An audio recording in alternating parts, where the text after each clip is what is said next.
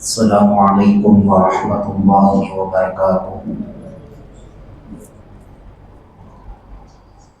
الحمد للہ رضا نفسہ وزینت عرشہ ومداد کلماتہ، والصلاة والسلام على سيد الأنبياء وأزكى المرسلين،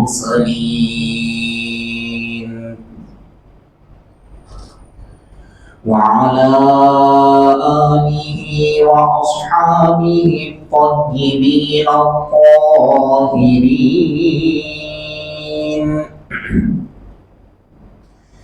أشهد أن لا إله إلا الله وحده لا شريك له، وأشهد أن سيدنا ونبينا ومولانا محمدا عبده ورسوله، صلى الله عليه وعلى آله وأصحابه وأزواجه وذرياته وعلماء ملته وأوليائه أجمعين، أما بعد، فقد قال الله سبحانه وتعالى في الكلام المجيد والفرقان الحميد،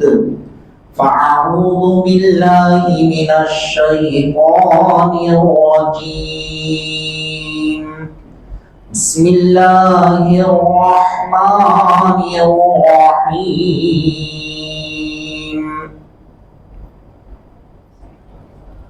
قل هل يستوي الذين يعلمون والذين لا يعلمون، صدق الله مولانا العظيم، وقال تعالى في شان حبيبه، إن الله وملائكته يصلون على النبي، يا أيها الذين آمنوا صلوا عليه وسلموا تسليما، اللهم صل على سيدنا وشفينا ونبينا ومولانا محمد وعلى آله وصحبه أفضل صلواتك وعدد معلوماتك، وبارك وسلم صلاة وسلام عليك يا حبيبي يا رسول الله، صلى الله تعالى عليك وسلم۔ عزیزان محترم بزرگوں اور عزیز دوستوں،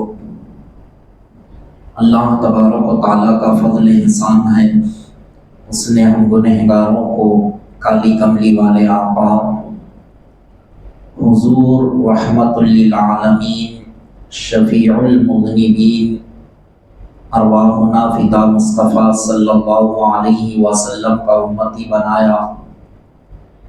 کرم ہے حق تعالیٰ کا، اس نے ہم گنہگاروں کو احکامات خداوندی کے تحت زندگی بسر کرنے کے لیے قرآن اور احادیث فقہ سے مالا مال فرمایا، اور آج عید المومنین جمعہ کے مبارک موقع پر اسی کے گھر میں، اسی کی بارگاہ میں سجدہ ریز ہونے کا موقع عطا فرما رہا ہے۔ معزز سامعین کرام،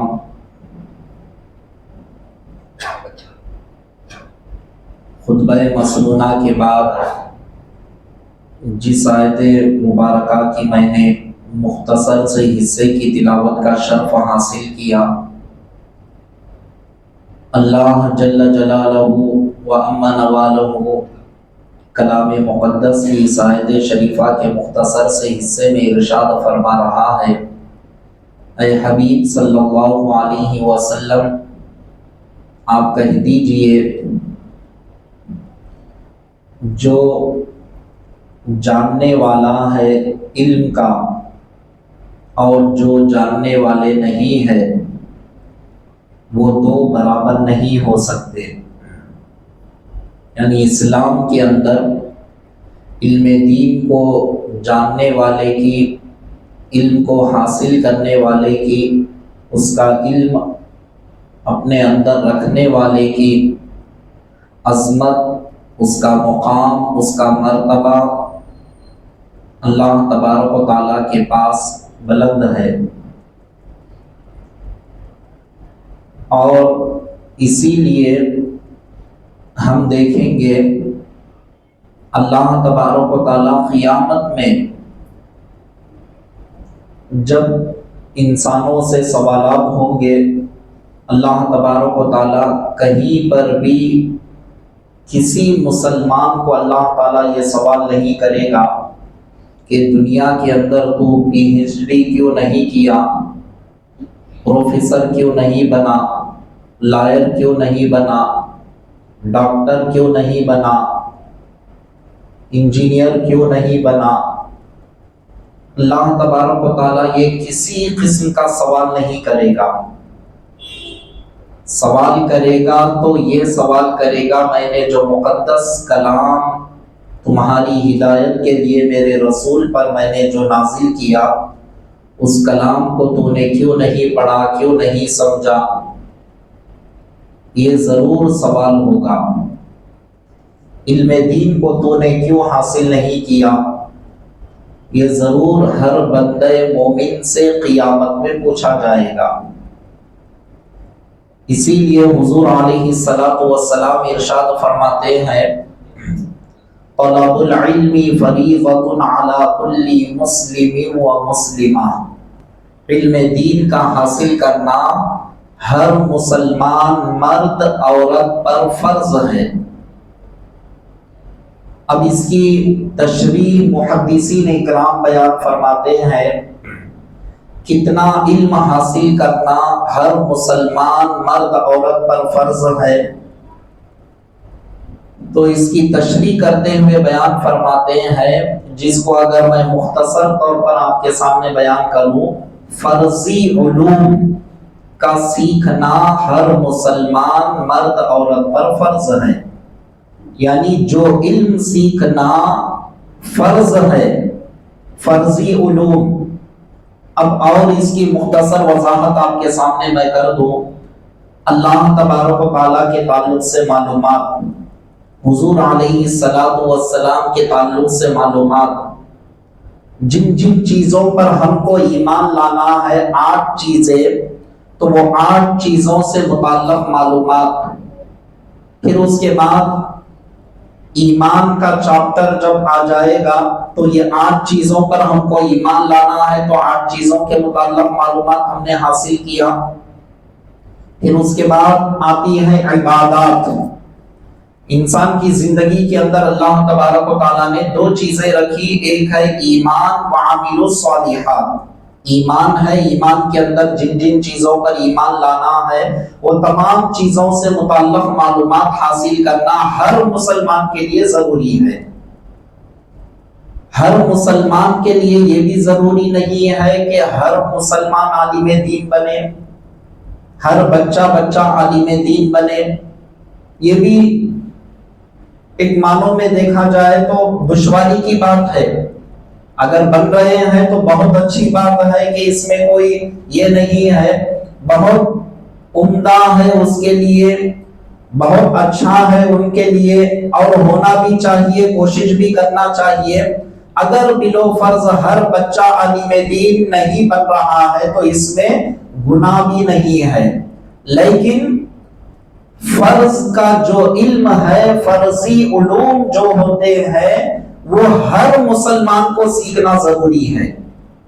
ہر مسلمان کو اس کے متعلق معلومات حاصل کرنا، اس کا علم حاصل کرنا ہر ایک کے لیے ضروری ہے۔ آج ہمارے اندر سب سے بڑی غلط فہمی یہ ہو چکی ہے کہ ہم علم کی جب بات آتی ہے تو ہم یہ سوچتے ہیں یہ علماء کا کام ہے۔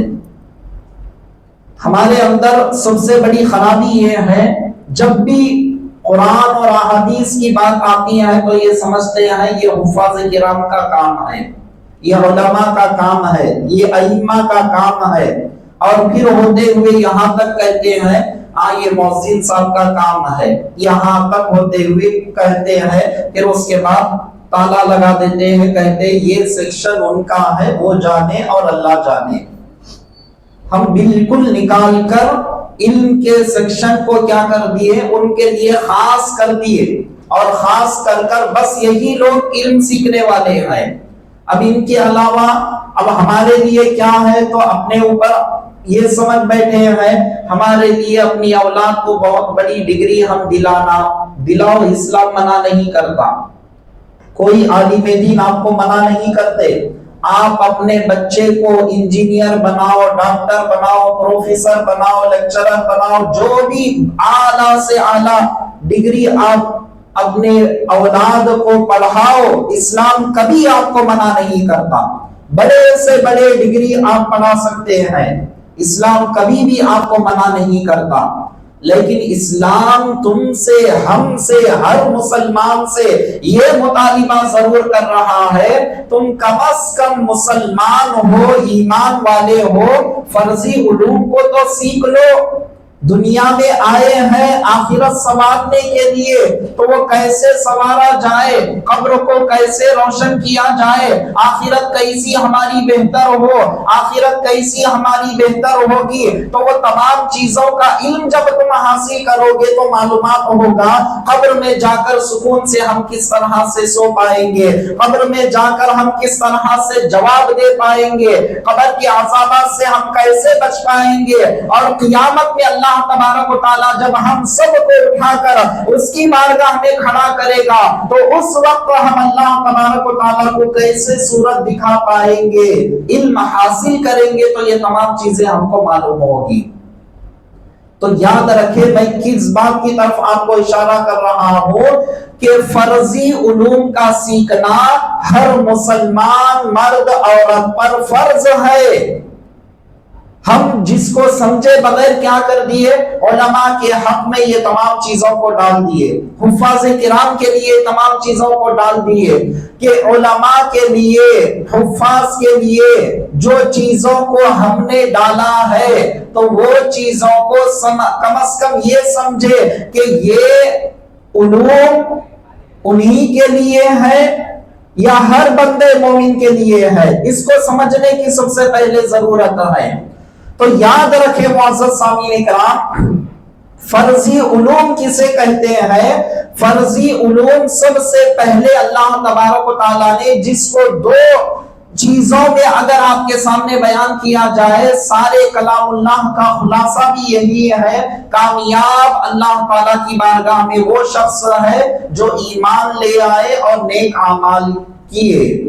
تو ایمان کے اندر جن جن چیزوں پر ہم کو ایمان لانا ہے وہ تمام چیزوں سے متعلق معلومات حاصل کرنا ہر ایک کی ذمہ داری ہے، یہ علماء کی نہیں، صرف یہ حفاظ کرام کی نہیں، یہ صرف ائمہ کی نہیں، ہر کلمہ پڑھنے والے کی یہ ذمہ داری ہے۔ اب ایمان کے وہ تمام گوشوں کو جاننا، اس کا علم حاصل کرنا، پھر اس کے بعد دوسرا مرحلہ کیا آتا ہے، وَعَمِلُوا الصَّالِحَاتِ، اور نیک اعمال کرنا۔ نیک اعمال کے اندر جتنی چیزیں ہیں وہ تمام چیزوں کا علم حاصل کرنا ہر بندے مومن کے لیے ضروری ہے۔ اب مثال کے طور پہ دو تین باتیں آپ کے سامنے میں عرض کر دیتا ہوں۔ عبادات کے لیے ہم سب سے پہلے کیا کرتے ہیں، اب جمعے کا دن آ گیا، سب سے پہلے ہم اچھی طرح غسل کرتے ہیں۔ غسل کرنے کے لیے کیا چیزیں اس میں فرض ہے، کیسا ہم کو غسل کرنے سے ہمارا غسل ہوگا، ان میں سے کسی ایک چیز بھی اگر ہم سے چھوٹ جائے تو ہمارا غسل نہیں ہوگا، اس سے متعلق معلومات حاصل کرنا ہمارے لیے ضروری ہے۔ غسل ہم کر رہے ہیں، غسل کے اندر کتنے فرائض ہیں؟ 3 فرائض ہیں۔ ہر ایک کو معلومات کرنا ضروری ہے۔ کلی کرنا، ناک میں پانی چڑھانا، سارے بدن پر پانی بہانا، ایسا بہانا کہ بال برابر بھی سوکھا نہ ہو۔ اگر ہم کلی نہیں کیے، اچھے سے اچھے شیمپو سے پانی نہ لیے، صابن اچھی طرح لگا لیے، 100 روپے والا 200 روپے والا اچھے سے اچھا خوشبودار صابن لگا کر نہا رہے اچھی طرح نہا لیے، لیکن ناک میں پانی چڑھانا بھول گئے، کلی کرنا بھول گئے، ہمارا غسل ہی نہیں ہوگا۔ جمعے کے دن غسل کر کے آنا یہ سنت ہے، تو وہ ہمارا غسل نہیں ہوگا۔ تو کلی کرنا اگر بھول جائے، ناک میں پانی چڑھانا اگر ہم بھول جائے، سارے بدن پر پانی بہا رہے ہیں کہ ایسا بہا رہے ہیں بال برابر بھی ہمارا سوکھا رہ جا رہا ہے، ہمارا غسل نہیں ہوگا۔ اب یہ تمام چیزوں کے لیے کیا ہے؟ یہ بنیادی چیزیں آپ حضرات کے سامنے، اس کے متعلق معلومات حاصل کرنا ہر بندے مومن کے لیے ضروری ہے۔ غسل کرنے کے لیے کیا دیکھتے ہیں؟ پانی کو دیکھا جاتا ہے، پانی لیتے ہیں ہم، پانی لے کر وہ پانی سے ہم غسل کرتے ہیں۔ اب جب پانی لے کر پانی سے جب ہم غسل کر رہے ہیں، پانی کے متعلق معلومات ہم حاصل کریں، کیا یہ پانی ہمارے لیے پاک کرنے والا ہے یا نہیں ہے؟ کیا یہ پانی کے اندر کہیں کتا تو منہ نہیں ڈال دیا؟ کہیں یہ پانی کا رنگ تو نہیں بدل گیا؟ کہیں یہ پانی کا مزہ تو نہیں بدل گیا؟ کہیں یہ پانی کی بو تو نہیں بدل گئی؟ اس کے متعلق جانکاری ہم کو ضروری ہے۔ پانی نہا رہے ہیں، اچانک سے کچھ ہم کو شاور کا یا وغیرہ کچھ بھی ایک ایسی چیز ہمارے انگلی میں لگ گئی جس کی وجہ سے خون بہنا شروع ہو گیا، تب کے اندر ہم پانی کو رکھ دیے، ایک خطرہ خون کا اس کے اندر گر گیا، ہم سمجھ رہے ہیں کہ یہ پانی تو پاک ہے، اچھا دکھ رہا ہے، صاف دکھ رہا ہے، شفاف نظر آ رہا ہے، لیے اور اس سے سارا غسل آپ کر لیے، آپ کا غسل نہیں ہوگا۔ کیوں؟ آپ کہیں گے غسل سے متعلق میں نے معلومات حاصل کیا، ناک میں پانی چڑھانا، میں برابر پانی چڑھایا، کلی کیا، ناک میں پانی چڑھایا، سارے بدن پر پانی بہایا، پھر کیوں غسل نہیں ہوا؟ تو جواب یہی ہے کہ غسل اس لیے نہیں ہوا، تم نے تو مکمل طور پر وہ تمام تیاری کے ساتھ اسلامی نقطہ نظر سے تم نے غسل تو کیا، لیکن اس سے پہلے تمہارے جسم کو پاک کرنے والا جو پانی تھا وہ پانی ناپاک ہو گیا۔ اب وہ جب پانی ناپاک ہو گیا تو وہ خود ناپاک ہے، تو تم کو کیسے پاک کر سکے گا، اور وہ تم کو کیسے پاک کر سکے گا؟ اسی لیے تمہارا غسل نہیں ہوا۔ ایک خطرہ خون کا گر گیا تو پانی ناپاک۔ تو معلوم کیا ہوا؟ پانی سے متعلق معلومات حاصل کرنا ضروری ہے۔ پانی ہمارے لیے کیسا ہو تو ہمارے لیے غسل ہو سکتا ہے۔ اب بات آ گئی تو اور ایک مسئلہ آپ کے سامنے بیان کر دیتا ہوں۔ خون ہمارے جسم سے نکلتا ہوا اتنا ناپاک وہ ہوتا ہے، آپ پرانے زمانے کے اندر دیکھے ہیں بوڑیوں سے پانی کو سینچا کرتے تھے، اور سینچ کر اس سے پانی کو کیا کرتے ہیں؟ پاکی حاصل کرتے ہیں، غسل کرتے ہیں، پیتے ہیں، اپنے استعمال کے لیے استعمال کرتے ہیں۔ آج بھی سیدنا باجی شہید علیہ رحمت و رضوان کی بارگاہ پر اگر آپ جائیں گے، بارگاہ کے بالکل متصل پیچھے 2 بڑے بڑے بوڑیاں نظر آتے ہیں، وہاں سے لوگ پانی لیتے ہیں، استعمال کرتے ہیں۔ ایسے باوڑی کی بات کر رہا ہوں، وہ باوڑی کا پانی پاک ہے یا ناپاک ہے؟ آپ کہیں گے پاک ہے۔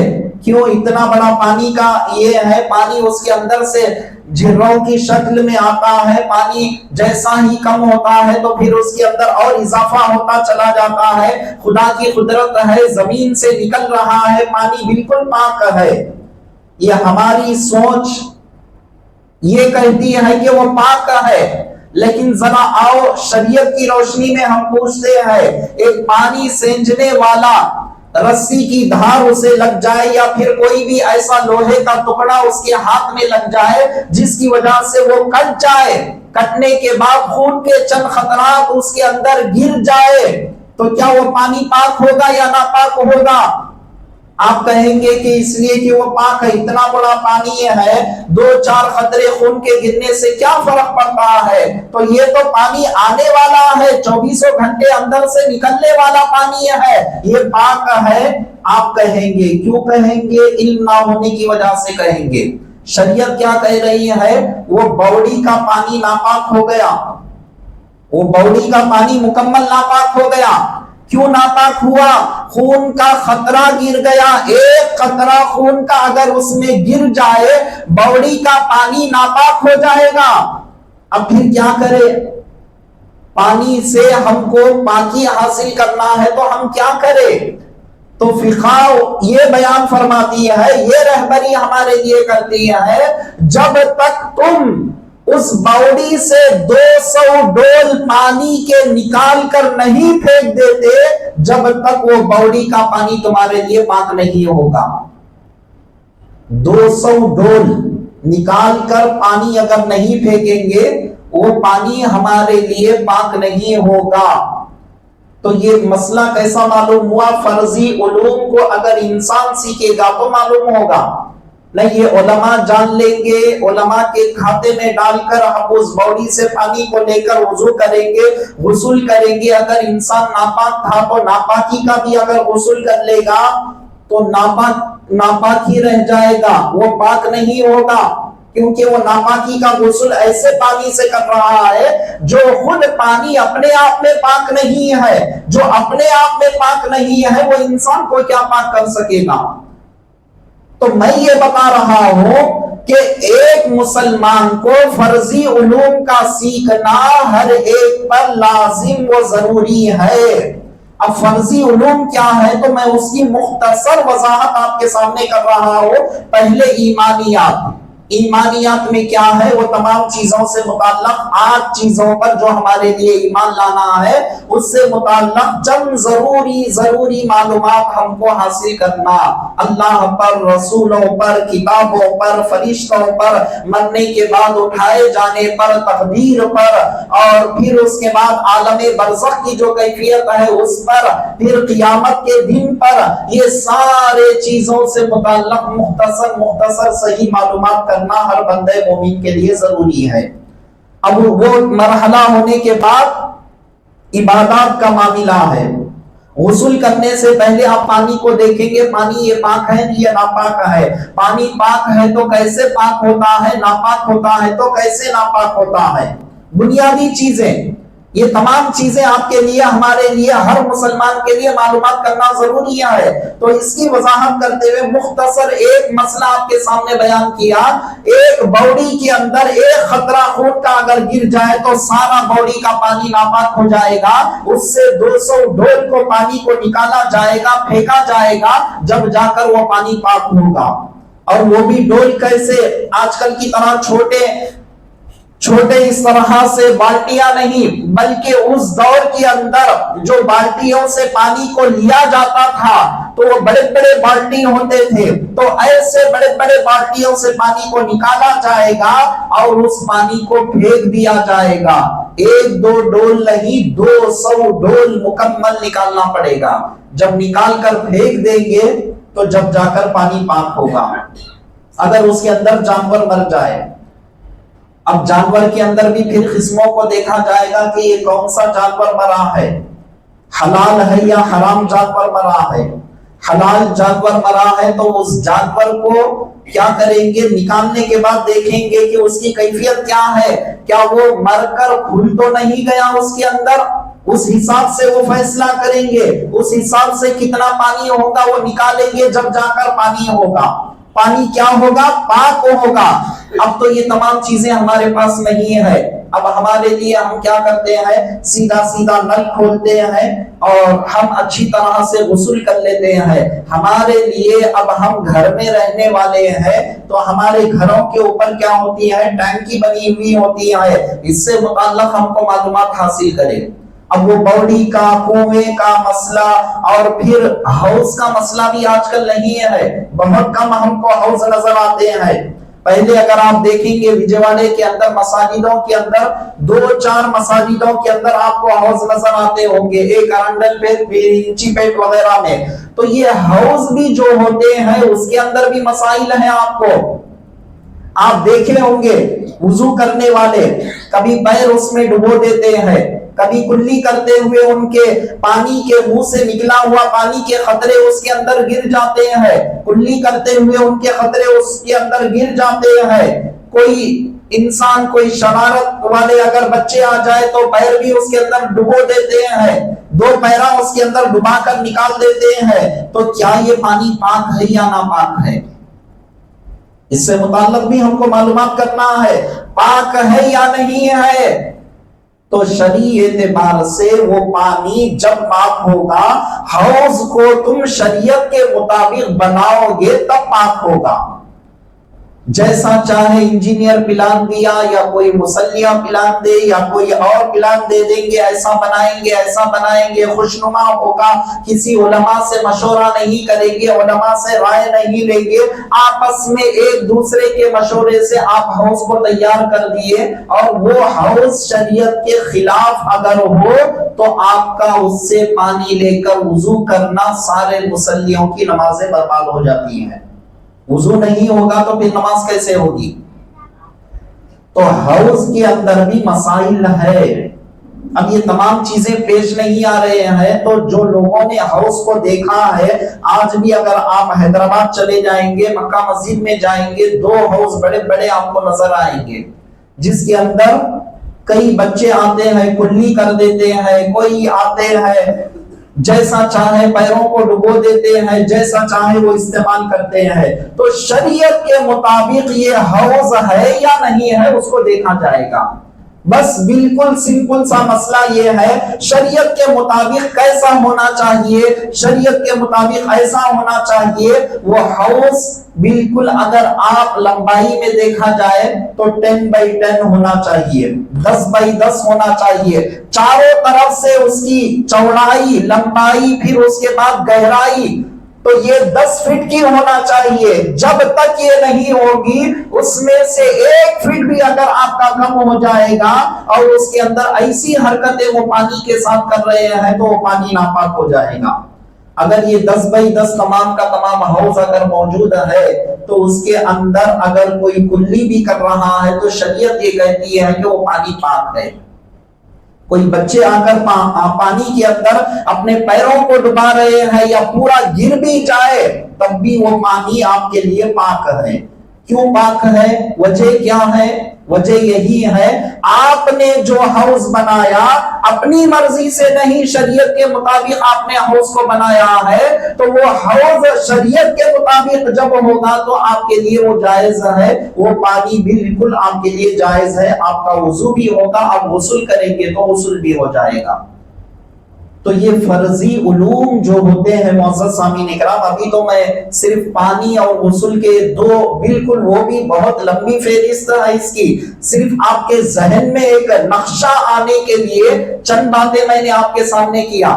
اب اس سے ہٹتے ہوئے اگر آپ دیکھیں گے گھر میں آپ غسل کر رہے ہیں، سب سے پہلے آپ اپنے ٹانکی کا جائزہ لیں گے. ٹانکی کے اندر کتنی پاچی جمی ہوئی ہے، سالوں سال ہو گئے، اطراف پوری ٹانکی کے اندر پاچی جمی ہوئی ہو گئی جس کے اندر 3 خرابیاں آ گئے، رنگ بدل گیا، اس کا مزہ بدل گیا، اور جیسا ہی آپ لے کر منہ میں پانی کو ڈال رہے ہیں مزہ بدل گیا، بو اس کی بدل گئی. جیسا ہی قریب لا رہے ہیں ناک میں خطرناک بو اس کی چلی جا رہی ہے، وہ پانی آپ کا ناپاک ہو جائے گا. اب وہ ٹینکی کو خالی کرنا، وہ پاچی کو دور کرنا، اچھی طرح سے دھونا، پھر اس کے اندر پانی کو آپ برت کر پھر اچھی طرح سے ڈھانپ کر کے پھر اس کے بعد آپ اس کو استعمال کرنا چاہیے. اگر ایسا نہیں کریں گے تو کیا ہوگا؟ غسل نہیں ہوگا، نہ وضو ہوگا. اب گھر میں جب رہتے ہیں تو جس سے ہم پانی لیتے ہیں اس کا علم ہمارے لیے ضروری ہے. اور تھوڑا آگے بڑے عزیزان محترم، یہ بنیادی چیزیں ہو گئی. آپ غسل کر لیے، پانی سے متعلق معلومات حاصل کر لیے، اچھی طرح غسل کر لیے، سب درست ہو گیا. وضو کر رہے ہیں، وضو سے متعلق بھی چند اہم معلومات، کتنے فرائض اس کے اندر ہے، کتنی سنتیں ہیں، یہ مختصر معلومات ہر بندے مومن کے لیے ضروری ہے۔ اب اس سے فارغ ہوئے تو پھر کیا کرتے ہیں؟ آپ نماز کے لیے آتے ہیں۔ اب نماز میں ٹھہرنے سے پہلے نماز کے باہر کے فرائض کتنے ہیں؟ نماز میں جب آپ کھڑے ہو رہے ہیں تو نماز کے اندر کے فرائض کتنے ہیں، واجبات کتنے ہیں، یہ تمام چیزوں کا علم رکھنا ہر بندے مومن کے لیے ضروری۔ اگر فرائض کے اندر کوتاہی ہو جائے، مثال کے طور پر کوئی فرض آپ کا نماز کے اندر چھوٹ گیا، قیام ہے، قرات ہے، رکوع ہے، سجود ہے، قائد آخرہ ہے، نماز کو اپنے فعل سے ختم کرنا ہے، یہ ساتوں شرائط میں سے ایک شرط بھی اگر آپ کی چھوٹ جائے، آپ کے ذہن میں کیا ہے؟ بچپن سے یہی سنتے ہوئے آ رہے ہیں، نماز میں غلطی ہو جائے تو سجدہ سہو کر لیں گے تو غلطی کیا ہوگی؟ معاف ہو جائے گی، وہ اس کا بدل ہے، نماز ہو جائے گی۔ آپ کی نماز نہیں ہوگی۔ کیوں نہیں ہوگی؟ آپ کہیں گے میں نے تو سجدہ سہو کیا، 2 مرتبہ سجدہ کیا، اتحیات پڑھ کے، پھر اس کے بعد اتحیات، درود ابراہیم، دعائے معصورہ سب کچھ کیا، پڑھنے کے بعد میں نے نماز کو ختم کیا، پھر کیوں نہیں ہوگی؟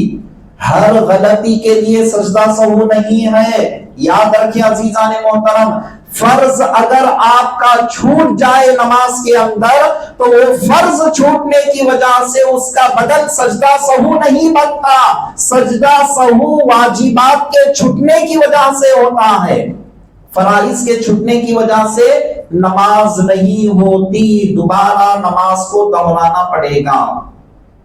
یہ کیا ہے؟ بنیادی چیزیں ہیں۔ یہ بنیادی چیزوں کا علم ہر بندے مومن کو معلومات حاصل کرنا ضروری ہے۔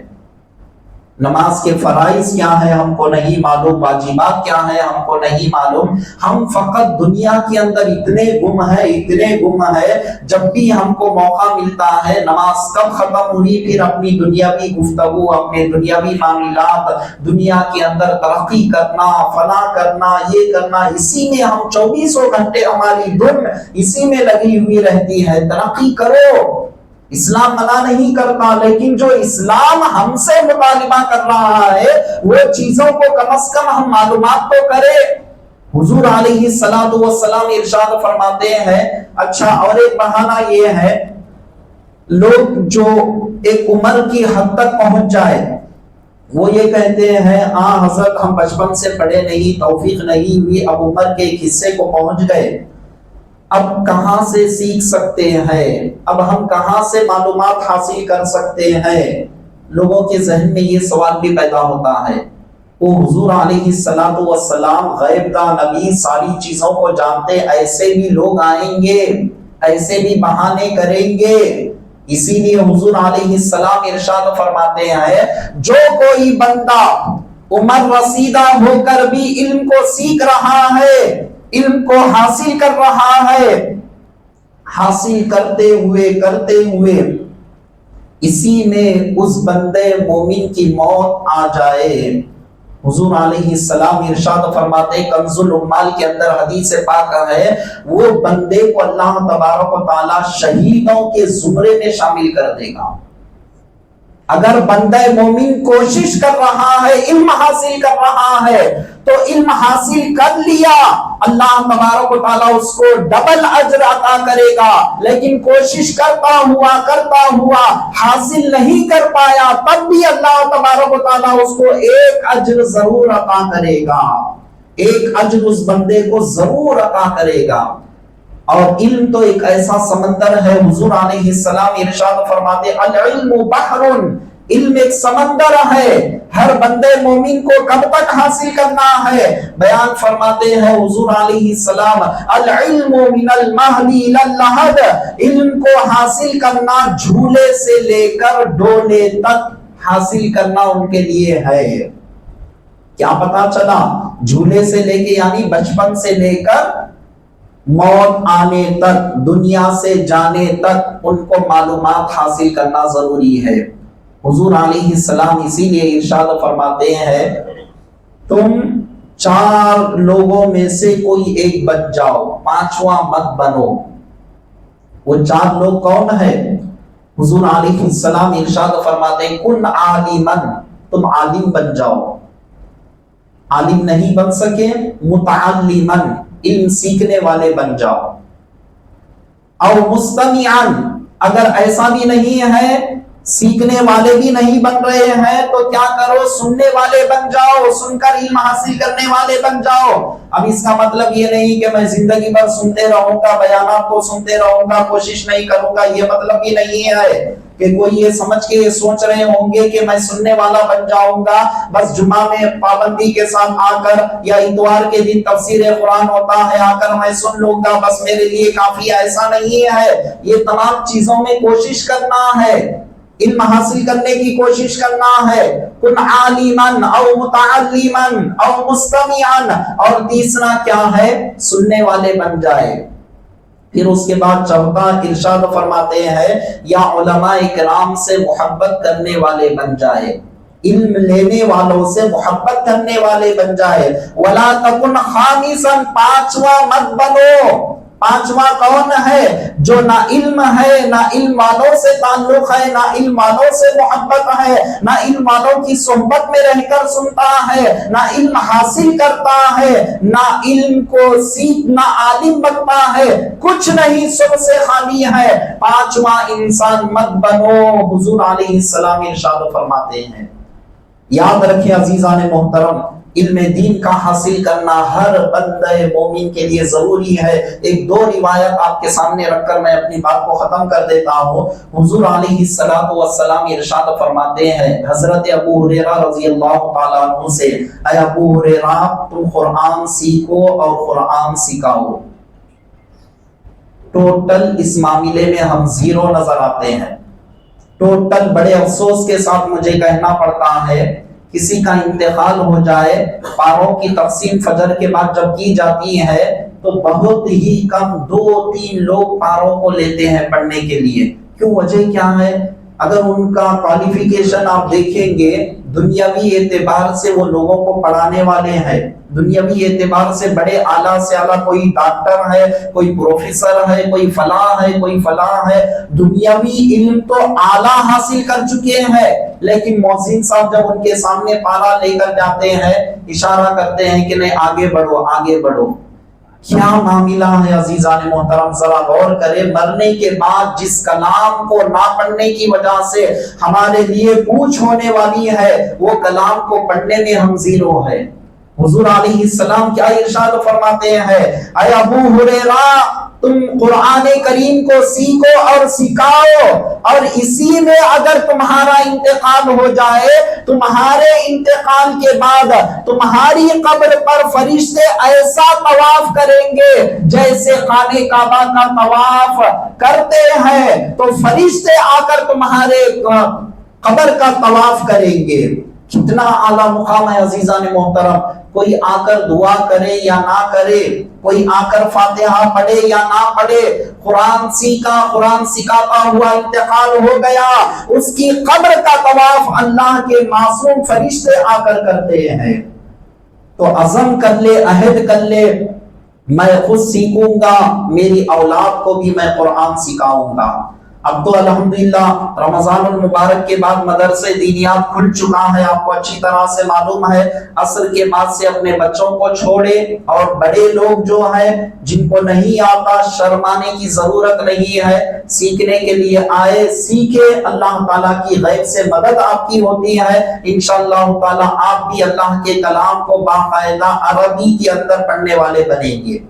اور آخری حدیث پاک حضور علیہ السلام ارشاد فرماتے یہ ہے قرآن کریم کا علم، احادیث پاک کا علم کی کیا فضیلت ہے۔ حضور علیہ السلام ارشاد فرماتے ہیں جو کوئی میرے فرامین مقدسہ کو یعنی احادیث مبارکہ کو 40 احادیث کو بغیر دیکھے یاد کر لے گا۔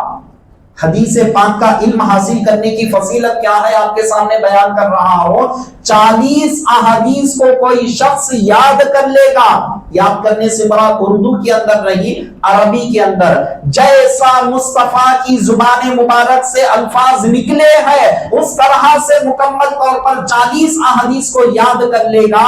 حضور علیہ السلام ارشاد فرماتے ہیں قیامت کے دن میں اس بندے مومن کی شفاعت کروں گا۔